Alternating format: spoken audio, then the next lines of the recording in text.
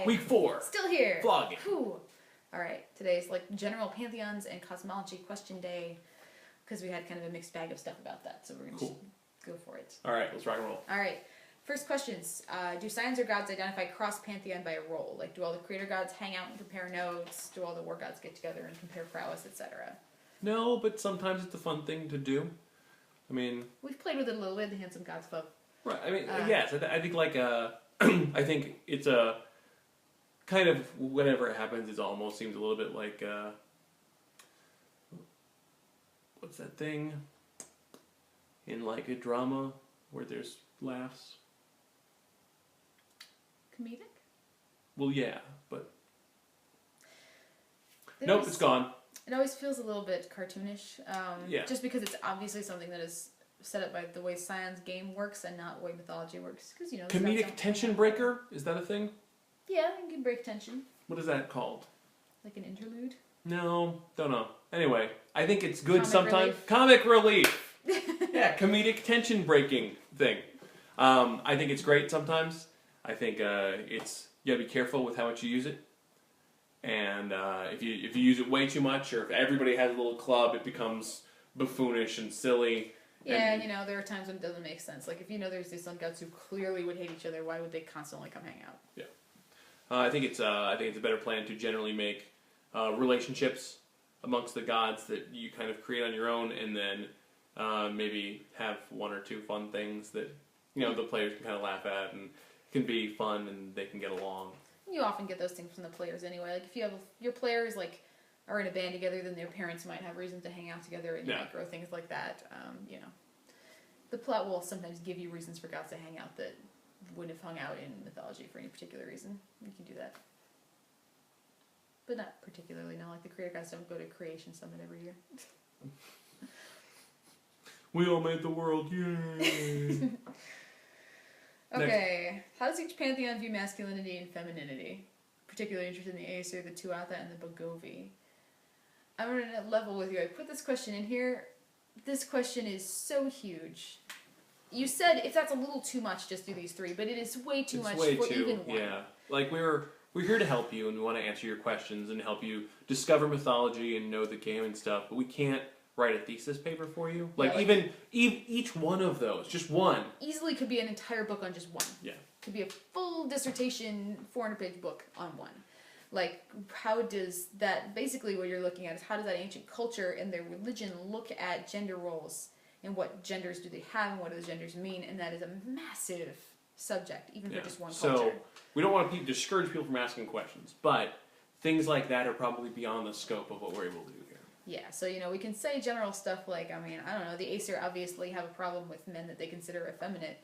We can give you little generalizations like that, but, and it's not because we don't want to help you. Yeah. It's just, it's too much. That's like...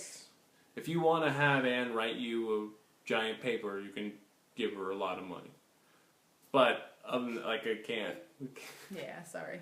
Sorry. So, you know, we're not rejecting you, we just want you to know that question is too much. It's too much. Even for a little bit. Yeah. Third question. What gods or kind of gods do you think would be most proud, if any, of their children breaking off for a new pantheon, and what gods would be least okay with What? that? No one is proud of that.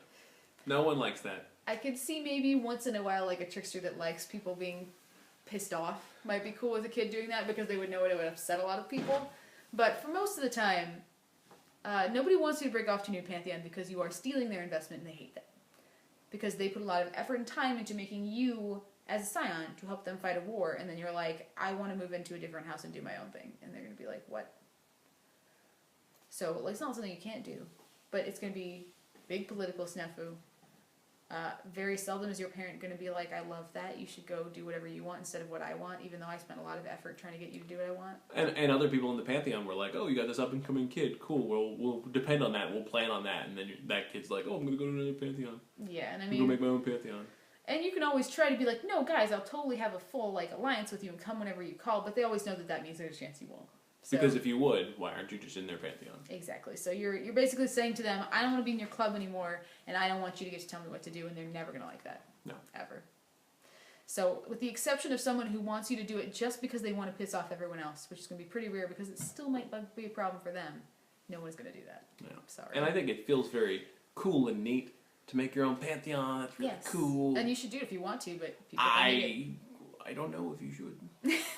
People are going to hate it. And it makes you such a huge target. Yeah, I don't think that's a good idea at all. Because a lot of pantheons will just be like, well, if you're not going to help us and you're going to go become a competing power, we're just going to take you out because I don't want to deal with it. Yeah. And if you're not going to be helpful to us anyway, you got to go. And you're super weaker than us. We can just smash you. Yeah, so it's a weird thing that is hard to do. And I can't think of an example for you of a god who's like, yeah, go fly free, my son. None of them are doing that. No. Just stay here and be us. Yeah, we're good. We're the best. Every pantheon thinks they're the best. It's just normal. Mm-hmm. So our fourth question. Why is Apep in the Titan realm of darkness? Isn't he more closely associated with chaos? No. So, answered. Your Apep is in the Titan realm of darkness because Apep is directly the primordial bringer of darkness. He wants to eat the sun, plunge the world into darkness forever. All kinds of massive A solar eclipse is when he almost succeeds. When he does that. Like, when the world is plunged into darkness, Apep is winning. That's his main thing. There are some connotations to that, like earthquakes and chaos and chaotic things. And those are things that he does do, but his main thing is darkness.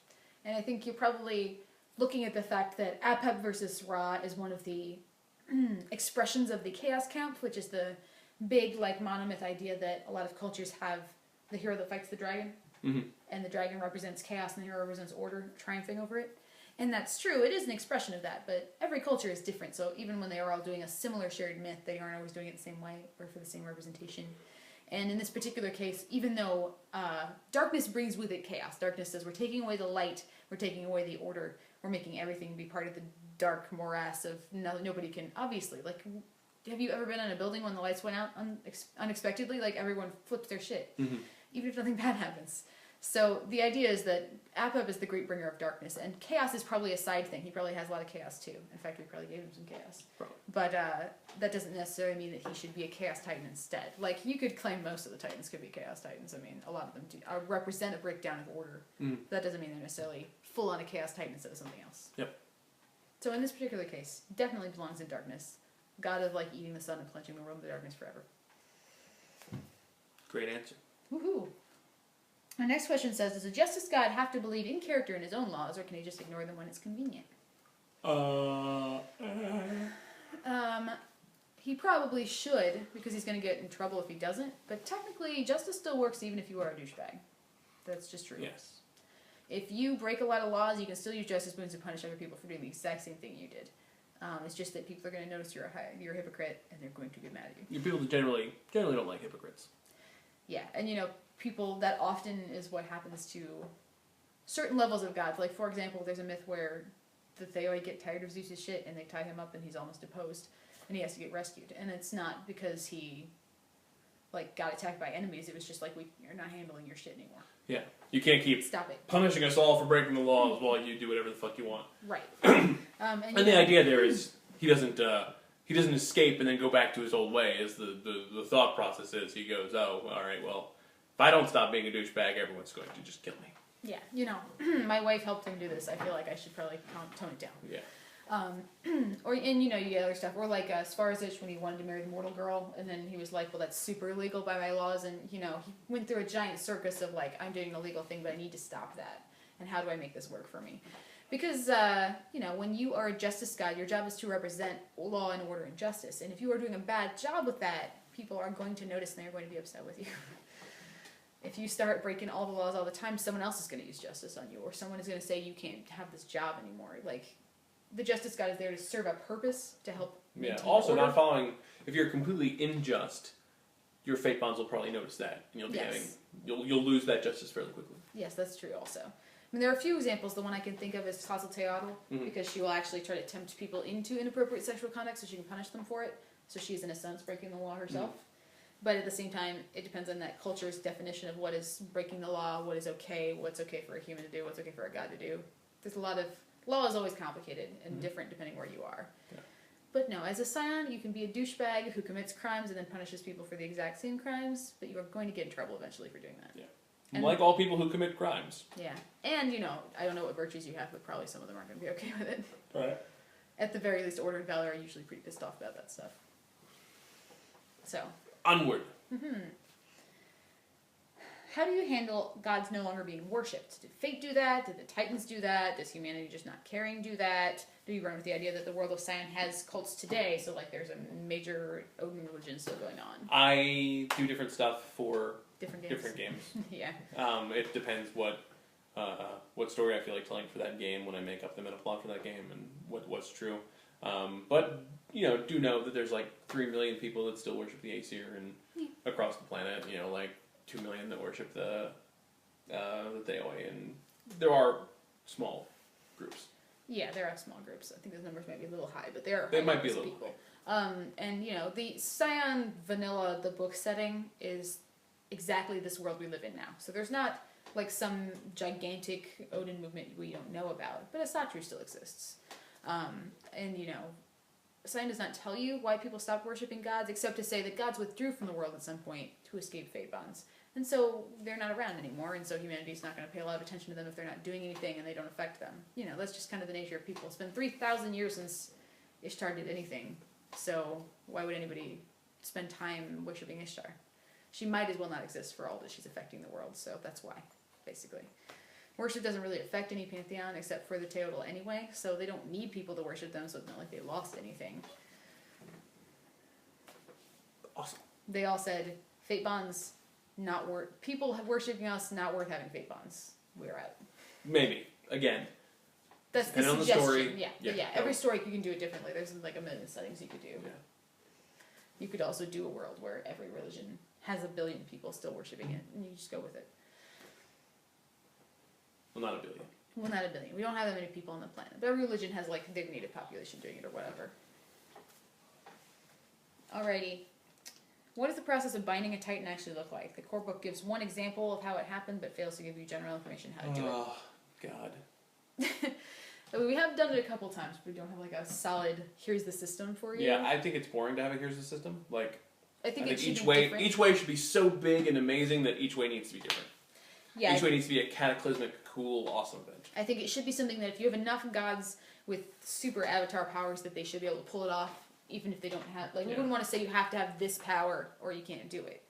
And we also would want to say maybe you need to have powers that are appropriate to the Titan. Like, if you want to bind Surtur, maybe you need things that are opposed to like water or frost or something. Like, okay, if I wanted to bind Surtur, I would say I would need some fire and some water or frost and some maybe justice and some fate stuff, and I would need like some gods of all those and just a big cataclysmic event, maybe a right setting of the sun or like extinguishing of every fire on the earth for one moment or something really cool and amazing and not something that is written down and is just rote bullshit. Yeah, and I mean it would also be like, you know what?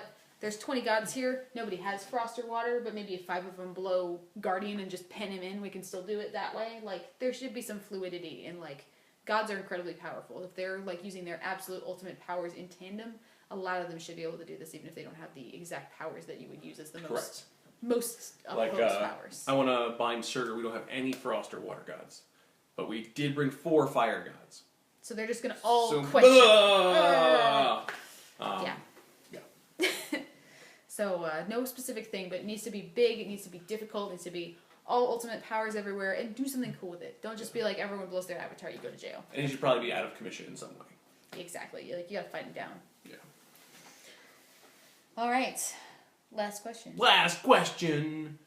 In your game, do mortals automatically know if a god dies, or does something new in their legend? Like, does the myth of that event suddenly appear in their brains? Or do they retroactively know it because it happened a while ago? Like...